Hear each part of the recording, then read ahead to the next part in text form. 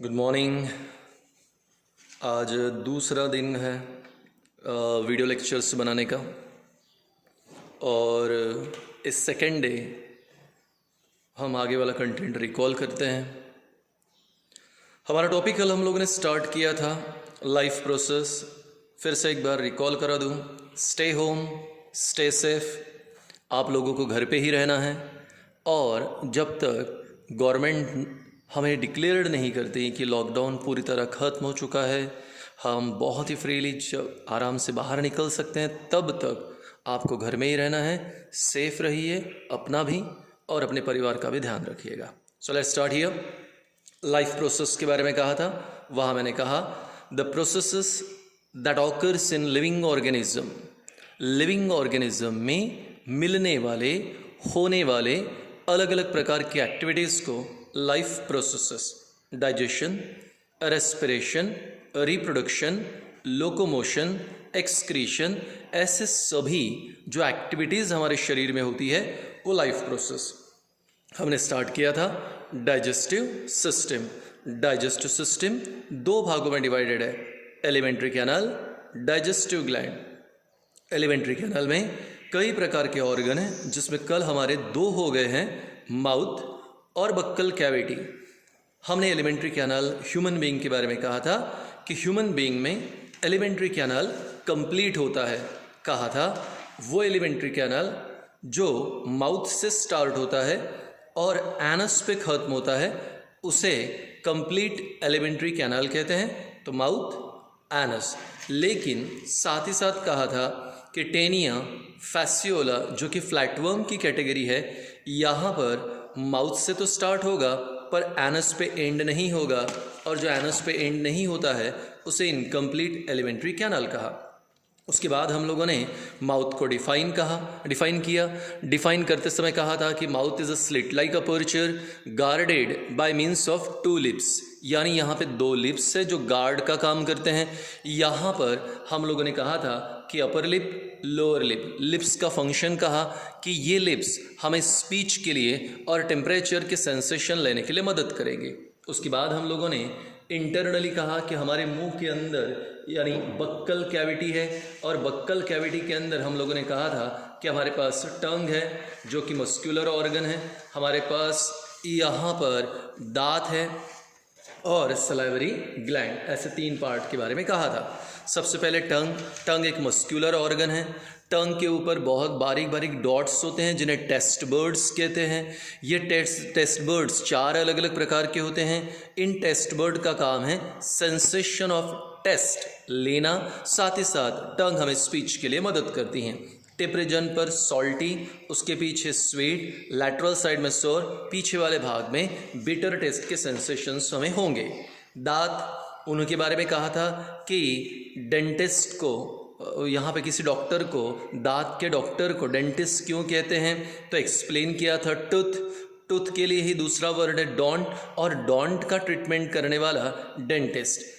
हमारे शरीर में चार अलग अलग प्रकार के दांत हैं, इंसिजर, कनायन, प्रीमोलर, मोलर। क्योंकि हमारे पास चार अलग अलग प्रकार के दांत हैं इसलिए उसे हेटेरोडॉन्ट कंडीशन कहा। हमने कहा कि हमारे दांत सॉकेट्स में प्रेजेंट है इसलिए उसे थीकोडॉन्ट कहा, और लाइफ में दो बार दांत आते हैं इसलिए उसे डायफोडॉन्ट। पहली बार प्राइमरी डेसिडियस या मिल्क टीथ, बाद में आने वाले परमानेंट। हमारे दांतों में हमने कहा था कि जो भाग हमारे गम्स में जबड़ों के अंदर होता है उसे रूट, और जो एक्सपोज पोर्शन होता है उसे क्राउन। दांतों की कवरिंग वाइट कलर की है because it shows presence of enamel. Enamel के कारण हमारा दांत वाइट है। इनामल में दो कंपोनेंट प्रेजेंट है, कैल्शियम फॉस्फेट और कैल्शियम कार्बन, अंदर डेंटाइन, और inner hollow cavity, pulp cavity, जहाँ ब्लड सप्लाई और नर्व सप्लाई होता है। साथ ही साथ हमने तीसरे पार्ट के बारे में कहा, सलाइवरी ग्लैंड। सलाइवरी ग्लैंड तीन भागों से बना है, पैरोटिड, सबमैंडिबुलर, सबलिंगुअल। ये तीनों मिलकर यहाँ सलाइवा तैयार करते हैं। सलाइवा 96% पानी, 4% सॉल्ट, मिनरल, एंजाइम। जो महत्वपूर्ण एंजाइम्स यहाँ पर प्रेजेंट है उस एंजाइम को हम लोग कहते हैं सलाइवरी अमाइलेज।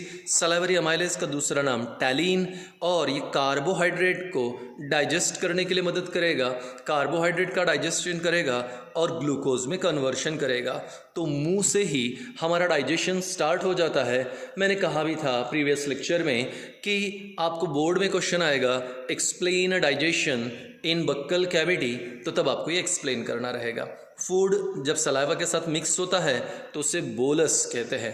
तो फूड सॉलिड होता है, सलाइवा मिक्स हो गया तो बोलस बन गया, semi solid matter.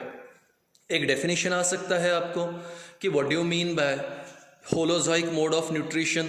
Holozoic, HOLOZOIC, holozoic mode of nutrition. आप उसे एक्सप्लेन करोगे, the mode of nutrition in which solid food material is taken in. ऐसा मोड जहाँ सॉलिड फूड मटेरियल को अंदर लेते हैं उसे होलोजोइक मोड ऑफ न्यूट्रिशन। अब हमारे तीसरे पार्ट की तरफ आते हैं। हमारा तीसरा पार्ट है अब ईसोफैगस। ये है ईसोफैगस। आई होप आपको याद आया होगा 7th स्टैंडर्ड में यहाँ पे ईसोफैगस, 3rd स्टैंडर्ड के या 2nd स्टैंडर्ड के बच्चों को अगर हम पूछ लें कि बेटा फूड पाइप क्या है, तो वो कहता है कि जहाँ से फूड पास होगा उसे फूड पाइप कहते हैं। पर अब आप बड़े हो चुके हो, इसलिए फूड पाइप के लिए टेक्निकल वर्ड है ईसोफैगस। तो अर्लियर आपने उसे फूड पाइप कहा, आज उसे आप ईसोफैगस कहेंगे। तो ये ईसोफैगस है। ईसोफैगस के अंदर हम लोगों के लिए जो है इतना ही कहना है कि ये बक्कल कैविटी से स्टार्ट होता है और स्टमक पे एंड होता है। जो बोलस है उसे हम स्वैलो करते हैं और वो ईसोफैगस से पास होता हुआ फाइनली कहाँ पर आ जाएगा, स्टमक में। पर जब ईसोफैगस से पास होता है तो बहुत ही स्पेशल एक्टिविटी यहाँ पे फॉलो होती है, that we call peristalsis, rhythmic contraction and relaxation of muscles. Rhythmic, एक के बाद एक, contraction relaxation, contraction relaxation, rhythmic contraction and relaxation that occurs in esophagus. Rhythmic contraction and relaxation of muscles that occurs in esophagus for transfer of food material. तो food material के transfer के लिए जो contraction और relaxation हम देखते हैं ईसोफैगस में, उसे हम लोग कहते हैं पेरिस्टालसिस। तो हम जब तक चाहें तब तक अपने मुंह में खाना रख सकते हैं, पर जैसे ही हमने स्वैलो किया तो यहाँ पे इनवॉलेंटरी एक्टिविटी फॉलो होती है। खाना जैसे ही ईसोफैगस में आया तो जहाँ पे फूड आ जाता है, मैंने बी लिखा है, बी का मतलब होता है बोलस, क्योंकि फूड और सलाइवा मिक्स हो गया तो बोलस बनेगा। तो यहाँ पे कॉन्ट्रैक्शन हुआ, ये कॉन्ट्रैक्शन हो गया, यहाँ रिलैक्सेशन, प्रेशर क्रिएट हुआ, फूड को थोड़ा नीचे भेजा, फिर यहाँ पे बोलस आ गया, यहाँ पे कॉन्ट्रैक्शन, यहाँ पे रिलैक्सेशन, फिर ऊपर कॉन्ट्रैक्शन, फिर उसे नीचे भेजा, फिर नीचे फूड आया, फिर यहाँ पे रिलैक्सेशन, यहाँ पे कॉन्ट्रैक्शन। इमेजिन करो हमारे पास एक पाइप है, पूरा गोल पाइप, और उसमें एक ग्लास बॉल यानी कांचा फंसा हुआ है। अब ग्लास बॉल में अगर कांचा है और फंस गया तो मैं उसके पीछे दबाऊंगा, जैसे जैसे मैं पीछे दबाऊंगा तो कांचा यानी ग्लास बॉल सामने की तरफ जाएगा। यानी अगर मैंने पीछे दबाया तो सामने जाएगा। एग्जैक्टली सेम यहाँ पीछे मैं दबा रहा हूँ यानी कॉन्ट्रैक्शन कर रहा हूँ तो फूड आगे जाएगा। अब फिर यहाँ पे दबाया, फिर फूड आगे गया, तो कॉन्ट्रैक्शन करना है तो फूड कहाँ पे जाएगा, आगे। इस प्रकार कॉन्ट्रैक्शन रिलैक्सेशन होते होते फूड फाइनली पहुँच जाएगा स्टमक में। तो rhythmic contraction and relaxation which occurs in oesophagus for transfer of food, इसे कहते हैं हम लोग पेरिस्टालसिस। तो फूड पाइप ये पेरिस्टालसिस करता है, और इसी पेरिस्टालसिस के कारण ही यहाँ पे धीरे धीरे आगे बढ़ेगा। अब मेरे पास एक बॉटल है, अब मैं बॉटल ऐसे रख दिया, ये बॉटल, इमेजिन करो मैंने इस बॉटल में पानी भर दिया, और पानी भरने के बाद अगर मैंने बॉटल को ऐसे हॉरिजॉन्टल कर दिया तो आप समझ सकते हो इसका पानी गिर जाएगा। बॉटल है, खड़ी है, पानी भरा है, कोई प्रॉब्लम नहीं, पर अगर मैंने बॉटल को हॉरिजॉन्टल कर दिया तो पानी गिर जाएगा। इमेजिन करो आपने खाना खा लिया, और अगर आप खाना खा लेते हो और पानी पी लिया, तो अगर पानी पीने के बाद, खाना खाने के बाद मैंने कहा एक काम करो, थोड़ा सा लेट जाओ। अब अगर आप लेट गए तो हॉरिजॉन्टल पोजीशन होने के कारण क्या आपका खाना या पानी वापस मुंह में आ जाएगा? आई होप आपको आंसर मिल गया। नहीं, पानी वापस नहीं आता। माय क्वेश्चन इज कि जैसे बॉटल में पानी भरा हुआ है और अगर बॉटल को हॉरिजॉन्टल कर दिया तो पानी गिर जाएगा, ऐसे ही आपने पानी पी लिया और अगर लेट गए तो फिर पानी वापस मुंह में क्यों नहीं आता? आंसर इसका, अब जैसे कि हम जैसे ही खाना अंदर लेते हैं तो हमारे ईसोफेगस के एंटेरियर साइड में और ईसोफेगस के पोस्टीरियर साइड में, पोस्टीरियर साइड कहाँ पर ओपन होने वाली है? स्टमक में। और एंटेरियर साइड कहाँ से शुरू होने वाली है? माउथ से। तो एंटेरियर पोजीशन पे और पोस्टीरियर पोजीशन पे यहाँ पे कुछ मसल्स होती हैं जिन्हें हम लोग कहते हैं स्पिंक्टर मसल। तो मैं ऐसे नाम देता हूँ, एंटेरियर ईसोफेगल स्पिंक्टर। उसी प्रकार नीचे के लिए लेबलिंग करता हूँ, पोस्टेरियर ईसोफेगल स्पिंक्टर। तो अब हमारे पास दो प्रकार के यहाँ पे मस्कुलर लॉकिंग है, या आप कह सकते हो कि एक प्रकार का जो है वॉल है, anterior oesophageal sphincter, posterior oesophageal sphincter. तो ये क्या करते हैं? खाने को अंदर तो अलाउ करते हैं, ठीक है, पर अगर खाना वापस आने की कोशिश करे, यानी वर्टिकल से हम हॉरिजॉन्टल हो गए, तो खाना वापस नहीं आएगा, क्योंकि ये दोनों जो स्पिंक्टर है खाने को रोक देंगे, उसे वापस आने नहीं देंगे। ये हो गया पहला बात। अब 2 पॉइंट। छोटे बच्चे, अगर आप ये वीडियो मम्मी के साथ देख रहे हो या पापा के साथ देख रहे हो तो पापा मम्मी शायद आपको और अच्छे तरीके से एक्सप्लेन कर पाएंगे। छोटे बच्चे जो 6-7 महीने तक होते हैं, आम तौर पे इन बच्चों को मम्मी दूध पिलाती है और दूध पिलाने के बाद तुरंत बच्चे को अपने कंधे पर ले लेती है।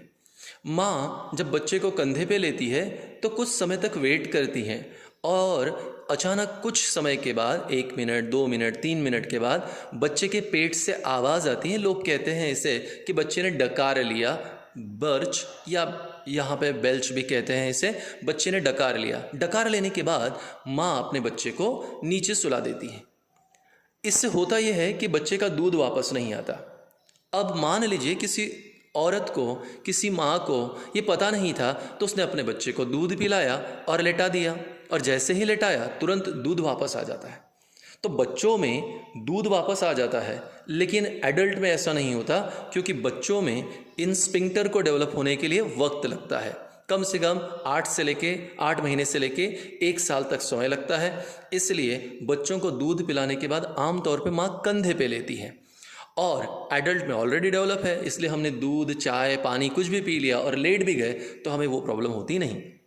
कुछ लोग कहते हैं कि सर आपने कहा कि ये फूड नीचे जाएगा लेकिन वापस नहीं आएगा।